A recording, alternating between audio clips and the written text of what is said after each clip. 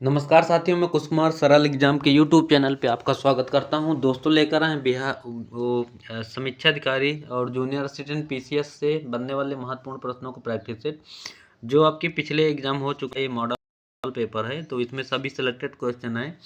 तो ये एग्जाम में अधिकतर आने की संभावना इनमें से रहती है। तो शुरू करते हैं हम आज का हमारा पहला प्रश्न। और जो भी स्टूडेंट इसमें जुड़ रहे हैं, चैनल को सब्सक्राइब कर ले और बेल आइकन ओपन कर ले, जिससे मेरा जब भी वीडियो इसमें लिंक पे डाला जाए आपको तुरंत प्राप्त हो जाए। ठीक, तो शुरू करते हैं। आज का हम पहला प्रश्न संविधान से रिलेटेड है। प्रश्न है हमारा, किसने कहा था संविधान सभा कांग्रेस थी और कांग्रेस भारत था? ऑप्शन इसके हैं ऑस्टिन, सीआर एटली, विंस्टन चर्चिल या लॉर्ड माउंटबेटन। तो इसका जो राइट आंसर हो जाएगा ए है ऑस्टिन। तो ग्रैनविल ऑस्टिन ने अपनी पुस्तक द इंडियन कॉन्स्टिट्यूशन में लिखा है संविधान सभा कांग्रेस थी और कांग्रेस भारत था। ठीक, याद रखना, इंपॉर्टेंट प्रश्न है इसमें। और अगला हमारा प्रश्न है, पॉलिटिक्स इन इंडिया पुस्तक के रचयिता कौन है? विद्युत चक्रवर्ती, रजनी कोठारी, रोमिला थापर या ए के दुबे। तो इसके जो लेखक हैं वो रजनी कोठारी हैं। इसका बी ऑप्शन सही हो जाएगा। और पॉलिटिक्स इन इंडिया पुस्तक की लेखिका रजनी कोठारी है। इस पुस्तक का प्रथम प्रकाशन जो है 1917 में किया गया था। नेक्स्ट हमारा प्रश्न है, मंत्रिमंडल और मंत्रिपरिषद से संबंधित है। तो राज्यसभा का अध्यक्ष कौन होता है? तो राज्यसभा का राष्ट्रपति द्वारा नियुक्त किया जाता है, संसद द्वारा, उपराष्ट्रपति पदेन अध्यक्ष होता है, राज्यसभा परिषद के सदस्यों द्वारा। तो ये उपराष्ट्रपति जो है राज्यसभा का पदेन अध्यक्ष होता है। ठीक, तो संविधान का अनुच्छेद 63 के अनुसार भारत का एक उपराष्ट्रपति होगा जिसका कार्यकाल उसके शपथ ग्रहण की तिथि से लेकर 5 वर्ष तक होगा। ठीक, और संविधान के अनुच्छेद 89(1) के अनुसार भारत का उपराष्ट्रपति राज्यसभा का पदेन सभापति होगा। ठीक, और उपराष्ट्रपति राज्यसभा का सदस्य नहीं होता है, किंतु सभापति के रूप में निर्णय देने का अधिकार उसे प्राप्त होता है। नेक्स्ट हमारा प्रश्न है, निर्वाचन आयोग से संबंधित है। और मत देने का अधिकार और निर्वाचित होने का अधिकार भारत में है एक मौलिक अधिकार, संवैधानिक या प्राकृतिक या वैधानिक।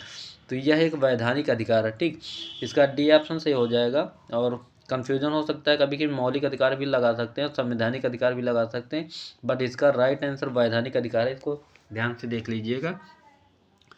तो चुने जाने वाले एवं चुनने का अर्थात मत देने का अधिकार एक वैधानिक अधिकार होता है। ध्यातव्य हो कि संविधान में निर्वाचन की विधि और निर्वाचन आयोग की शक्तियों और कृत्यों के केवल रूपरेखा है। अगर बात करें निर्वाचन आयोग का अनुच्छेद कौन सा है, तो 324 जो है निर्वाचन आयोग संबंधित है इससे। और नेक्स्ट हमारा प्रश्न है, पंचायती राज व्यवस्था व संशोधन, संविधान संशोधन दिया हुआ। तो संविधान में संशोधन की पहल की जा सकती है केवल लोकसभा में, केवल राज्यसभा में, केवल राज्य विधान सभाओं में या संसद के किसी भी सदन में। तो राइट आंसर लोकसभा या राज्यसभा किसी में भी संविधान संशोधन की प्रक्रिया चालू की जा सकती है अनुच्छेद 368 के अंतर्गत। ठीक, तो संविधान संशोधन की प्रक्रिया का उल्लेख जो है संविधान के अनुच्छेद 368(2) में है। और इस अनुच्छेद में उल्लिखित है कि संविधान संशोधन की प्रक्रिया संसद के किसी भी सदन में आरंभ की जा सकती है और इसके लिए संसद के प्रत्येक सदन द्वारा कुल सदस्यों का बहुमत और मतदान में भाग लेने वाले सदस्यों को 2/3 मतों से विधेयक पारित हो जाए तो राष्ट्रपति की स्वीकृति मिलने की वह संशोधन संविधान का भाग बन जाएगा। ठीक, ये होता है इसमें सिस्टम। और अगला है अर्थव्यवस्था से संबंधित प्रश्न हमारे हैं। विकासशील एवं विकसित अर्थव्यवस्था क्या है? इसमें से बनने वाले प्रश्न है इंपॉर्टेंट प्रश्न है हमारा, निम्नलिखित में से किस एक से समावेशित विकास को बढ़ाने की आशा नहीं की जा सकती? राष्ट्रीय आय की ऊंची वृद्धि दर, ग्रामीण विकास, कृषि विकास या कृषकों को पर्याप्त साख। तो राइट आंसर होगा इसका ए ऑप्शन, राष्ट्रीय आय की उच्च वृद्धि दर। ठीक, और इसमें है समावेशी विकास का अर्थ क्या होता है? ऐसे विकास से लिया जाता है जिसमें रोजगार के अवसर पैदा हो और जो गरीबी कम करने में मददगार साबित हो। राष्ट्रीय आय की ऊंची वृद्धि दर समावेशिता के सिद्धांतों को पूरा को और यह जरूरी नहीं अन्य विकल्प समावेशिता के लिए एक आशा उत्पन्न करते हैं। ठीक, नेक्स्ट हमारा प्रश्न है, निम्नलिखित में से कौन सा एक वित्तीय समावेशन की प्रक्रिया की सफलता में बाधक है? निम्न आय, निरक्षरता, बैंक शाखाओं का भाव या उपरोक्त में से सभी। तो राइट आंसर डी है उपरोक्त में से सभी।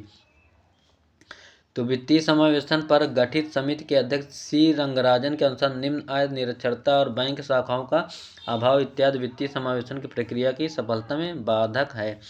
नेक्स्ट हमारा प्रश्न है, विकास का भारतीय मॉडल किसके हितों की सुरक्षा करता है? व्यक्ति की, राज्य की, व्यक्ति और राज्य दोनों, और इनमें से कोई नहीं।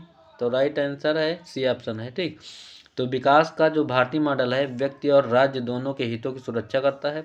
इस कथन की पुष्टि इस तथ्य से होती है कि भारत में अर्थव्यवस्था के विकास के लिए मिश्रित अर्थव्यवस्था का रूप अपनाया गया है, तो सभी को पता होगा ना। नेक्स्ट है हमारा प्रश्न, एक मिनट, प्रश्न है गरीबी और बेरोजगारी से बना है प्रश्न।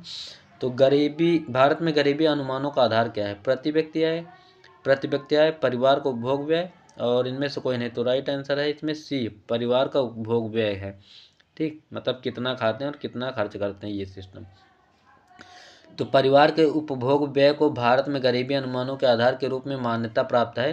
परिवार के उपभोग व्यय संबंधी आंकड़ों को राष्ट्रीय प्रतिदर्श सर्वेक्षण कार्यालय NSSO द्वारा एकत्र किया जाता है, जिसका उपयोग अधिक पारदर्शी व कारगर नीतियां जो गरीबी को कम करने में सहायक होती हैं, और वर्तमान में गरीबी का अनुमान नीति आयोग के कार्यदल द्वारा NSSO के आंकड़े के आधार पर किया जाता है। अगला हमारा प्रश्न है, गरीबी रेखा से नीचे जीवन यापन करने वाली जनसंख्या के अनुमान के नए मानक निर्धारित करने के लिए भारत सरकार ने एक समिति गठित की थी। निम्न में से इस समिति का अध्यक्ष कौन होता है? तो निर्मला देशपांडे, वी सिद्धार्थ, सुरेश तेंदुलकर या प्रोफेसर जानकी रमन। तो राइट आंसर है सुरेश तेंदुलकर थे इसके। और प्रसिद्ध अर्थशास्त्री हैं सुरेश डी तेंदुलकर, प्रधानमंत्री के आर्थिक सलाहकार परिषद के सदस्य तथा अध्यक्ष भी रह चुके हैं। और वर्ष 2005 में इसकी अध्यक्षता में तेंदुलकर समिति का गठन हुआ था, जिसने वर्ष 2009 में सौंपी थी रिपोर्ट अपनी। तो कभी कभी पूछ लेते हैं या मिलान करने को आ जाता है कि तेंदुलकर समिति का संबंध किससे है, तो ऐसे ही आ जाता है। तो आपको अगर डिटेल्स नहीं पता तो उसको कर नहीं पाएंगे। ठीक, तो अपनी रिपोर्ट में वर्ष 2004-05 में भारत की जनसंख्या के 37.2% लोगों को गरीबी रेखा से नीचे बताया, जो कि 2011-12 में घटकर 21.9% रह गई है। और अगला है, तेंदुलकर समिति ने भारत में गरीबी रेखा के नीचे जनसंख्या निम्न में से इसका अनुपात क्या बताया है? तो अभी हम बताए हैं 37.2% बताया था, और इसको तो आप पढ़ ही चुके हैं। अगला है हमारा 11वीं पंचवर्षीय योजना का वर्ष 2012 तक गरीबी अनुपात को कितने प्रतिशत घटाने का लक्ष्य है? तो 2%, 2.5%, 10%, 15। तो राइट आंसर इसमें 10% है। ठीक, तो भारत की 11वीं पंचवर्षीय योजना जो है, इसका कार्यकाल था 2007 से 12 के प्रारूप को योजना आयोग ने 8 नवंबर 2007 को तथा केंद्रीय मंत्रिमंडल ने 30 नवंबर 2007 को अपनी मंजूरी प्रदान की थी। और प्रधानमंत्री डॉक्टर मनमोहन सिंह की अध्यक्षता में राष्ट्रीय विकास परिषद की 19 दिसंबर 2007 की बैठक में भी इस योजना के प्रारूप को अंतिम मंजूरी प्राप्त हो गई। और योजना अवधि में योजना रोजगार के 7 करोड़ नए अवसर सृजित कर निर्धनता अनुपात में 10% बिंदु की कमी लाने का लक्ष्य इस योजना में निर्धारित किया गया था। नेक्स्ट हमारा प्रश्न बनता है, आर्थिक नियोजन एवं राष्ट्रीय आय बजट। ठीक, तो वर्ष 2010-11 में 2000, इसको छोड़ो क्योंकि आपका इससे कोई मतलब नहीं, पुराने प्रश्न हैं तो इसमें आने की संभावना नहीं होगी। नेक्स्ट हमारा प्रश्न है, सार्वजनिक वितरण प्रणाली के संबंध में निम्नलिखित कथनों पर विचार कीजिए। मुख्य उद्देश्य था सब्सिडाइज कीमतों पर आवश्यक वस्तुओं को प्रदान करना। यह कीमत सहायक कार्यक्रम की तरह प्रारंभ किया गया था। खाद्य सब्सिडी राज्य सरकारों को के द्वारा दी जाती है। तो इसका है 1 और 2 सही होगा। अगला है, निम्नलिखित में से कौन सा एक भारत में 2009-10 में स्वास्थ्य पर लोक व्यय GDP के प्रतिशत का रूप है? फिलहाल इसका है बी ऑप्शन। ये भी पुराना प्रश्न है, इसकी डिटेल्स की कोई ज़रूरत नहीं है। अगला प्रश्न देखते हैं, निम्नलिखित में से कौन सा मध्याह्न भोजन योजना को प्रारंभ एवं व्यवस्थित नहीं करता है? स्कूल मैनेजमेंट, पंचायती राज व्यवस्था, स्वयं सेवा समूह या ठेकेदार? तो इसका सही जवाब होगा ठेकेदार इसका सिस्टम नहीं करते हैं। ठीक, कि ठेका उठा लो, मिड डे मील पहुंचा दो। नेक्स्ट है हमारा प्रश्न, एक मिनट, ये मध्याह्न भोजन से संबंधित है और ये मिड डे मील योजना सबसे पहले लगी थी तमिलनाडु में 1995। अगर उत्तर प्रदेश की दृष्टि में पूछे तो 1 सितंबर 2004 को लगा था मिड डे मील। ठीक, अगला हमारा प्रश्न है, सूची 1 को सूची 2 से मिलाना है। सर्व शिक्षा अभियान 2001 में, इसको ऐसे मिला दो, ठीक। और फिलहाल पहले का तीसरा होगा, अगर ऑप्शन में है तो ये सही हो जाएगा। देखो, क्योंकि शिक्षा मित्र योजना 2001-2 में आई थी, तभी ये शुरू हुआ था। तो इसमें मिलान देख लो। सर्व शिक्षा अभियान 2001, साक्षरता मिशन 2009, ऑपरेशन ब्लैक बोर्ड कई बार प्रश्न में आया है, तो 1987, और राष्ट्रीय मिशन साक्षरता मिशन 1988 में। नेक्स्ट हमारा प्रश्न है, कौन सा एक न्यूनतम आवश्यकता कार्यक्रम के अंतर्गत नहीं आता है? ग्रामीण जलापूर्ति, सामाजिक वानिकी, प्राथमिक शिक्षा या नगरों का मलिन बस्तियों का सुधार। तो सामाजिक वानिकी जो है ये न्यूनतम आवश्यकता कार्यक्रम के अंतर्गत नहीं आता है। तो न्यूनतम आवश्यकता कार्यक्रम का प्रारंभ जो 5वीं पंचवर्षीय योजना 1974-79 के अंतर्गत हुआ था, और ग्रामीण जलापूर्ति, प्राथमिक शिक्षा और नगरों की मलिन बस्तियों का सुधार इसी कार्यक्रम के अंतर्गत आते हैं। अगला है, राष्ट्रीय ग्रामीण स्वास्थ्य मिशन किस पंचवर्षीय योजना में शुरू किया गया था? तो यह 10वें पंचवर्षीय योजना में हुआ था। तो राष्ट्रीय ग्रामीण स्वास्थ्य मिशन ग्रामीण स्वास्थ्य सुधार के लिए स्वास्थ्य कार्यक्रम है। इस योजना को 12 अप्रैल 2005 को शुरू किया गया, और इस मिशन का जो प्रारंभ है 10वीं पंचवर्षीय योजना, जिसका कार्यकाल था 2002 से 7 के दौरान प्रधानमंत्री मनमोहन सिंह द्वारा किया गया था, ठीक। अगला है, आम आदमी बीमा योजना को प्रारंभ किया गया था। तो ये 2 अक्टूबर 2007 को शुरू हुई थी। डी ऑप्शन में आपका प्रश्न आंसर हो जाएगा, ठीक। और इसकी डिटेल्स बता दें तो निर्धनता रेखा से नीचे जीवन यापन करने वाले ग्रामीण भूमिहीन परिवारों को सामाजिक सुरक्षा प्रदान करने हेतु आम आदमी बीमा योजना 2 अक्टूबर 2007 को शुरू की गई थी। पहले चरण में 18 से 59 आयु वर्ग के भूमिहीन श्रमिकों के लिए योजना शुरू की गई थी, और इस योजना के तहत देय प्रीमियम 200 प्रति सदस्य केंद्र और राज्य सरकारों द्वारा 50:50 के अनुपात में वहन किया जाता है, और इस योजना के कार्यान्वयन हेतु राज्य सरकारों को नोडल एजेंसी बनाया गया। अगला है, कृषि उद्योग एवं व्यापार। तो निम्नलिखित में से किस भारतीय सार्वजनिक क्षेत्र के उपक्रम को 4 नवरत्न कंपनियों को दिया गया महारत्न का दर्जा नहीं प्राप्त है? सेल, BEL, ONGC या NTPC। तो BEL को नहीं मिला है इसका दर्जा, ठीक।